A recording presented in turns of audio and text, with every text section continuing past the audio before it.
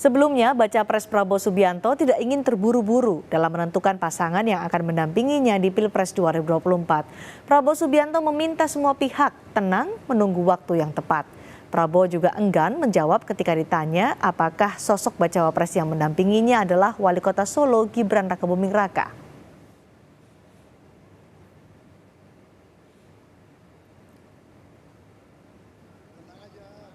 Ojo ke susu. Tapi kan udah mau bentar. Ojo gerusa gerusu. Tapi mau Ya. bentar lagi Iya, terus kita ini namanya demokrasi ya. Terima kasih semuanya ya. Namanya sudah mengerucut, Pak. Pak, tapi namanya sudah mengerucut, Pak. Ya, kita godok terus. Oke. Siapa, Pak? Hingga kini tinggal baca pres Prabowo Subianto yang belum mengumumkan siapa bacawa pres yang akan mendampinginya di Pilpres 2024. Apalagi yang masih ditunggu Prabowo untuk mengumumkan bacawa presnya. Kita temui jurnalis Kompas TV, Jonah Hamonangan. Jonah, apa yang menyebabkan Prabowo sampai saat ini belum juga mengumumkan pendampingnya sementara dua pasangan calon lain sudah mendaftar ke KPU?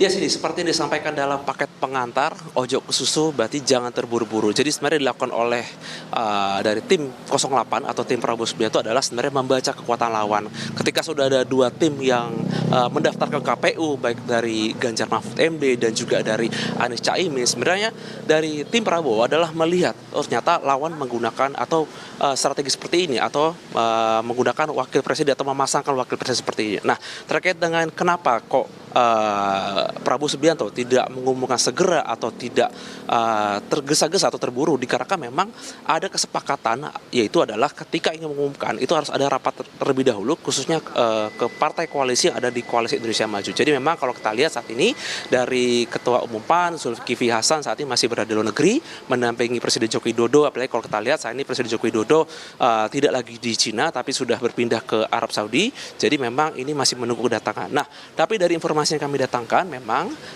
terkait dengan kepulangan, memang untuk kepulangan Presiden Joko Widodo dijadwalkan hari Sabtu, tapi untuk Ketumpan atau Zulkifli Hasan dijadwalkan akan pulang lebih cepat atau pulang pada hari Jumat besok, dan direncanakan akan langsung rapat. Jadi mungkin untuk nama pendamping mungkin sudah akan keluar antara Jumat malam ataupun Jumat sore. Nah, Sabtunya ini kemungkinan akan ada deklarasi atau mungkin langsung ke KPU untuk pendaftaran. Tapi ini masih belum fix, ini masih dinamis, masih cair dan belum ada ketetapan. Kalau kita lihat di media sosial sudah ada nama yang muncul, nama yang keluar, baik mungkin dari nama Erick Thohir, bahkan juga nama dari Ketum Partai Bulan Bintang, di mana saja ini menunjukkan bagaimana perputaran nama-nama yang ada ini cukup dinamis, apalagi adanya foto seperti foto SKCK dari Yusril Izzamahendar dan juga Erick Thohir. Ini seperti ada nama yang muncul apakah, tapi ini sekali lagi ini belum fix, belum final. Dan apalagi kalau kita lihat dari pantun yang dikeluarkan dari Ahmad Muzani, di mana pantun ini seperti menggambarkan apakah tokoh anak muda ini seperti Gibran atau tidak, ini masih simpang siur dan masih dinamis. Yang pasti malam ini kami masih menunggu, khususnya mungkin para ketum partai ataupun dari internal partai yang akan masih terus rapat internal untuk menggeruk nama. Di mana sebelumnya minggu lalu sudah diumumkan ada 4 nama yang akan mendampingi atau yang nanti akan mengerucut. Apakah nanti nama-nama tersebut akan ada kejutan baru ataupun nanti akan ada konsentrasi nama yang lebih fokus, khususnya kepada siapa sosok yang akan mendampingi Prabowo Subianto. Kita masih menunggu Cindy siapa orang yang tepat akan mendampingi, apalagi kalau kita lihat ini merupakan pertarungan final dari Prabowo Subianto, di mana ini cukup berat, apalagi kalau kita lihat dari menghadapi seperti rival Ganjar atau rival Anies.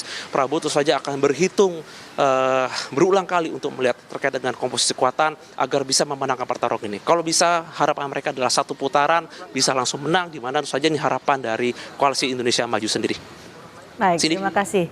Jonah Hamonangan melaporkan langsung dari kawasan Kertanegara, Jakarta.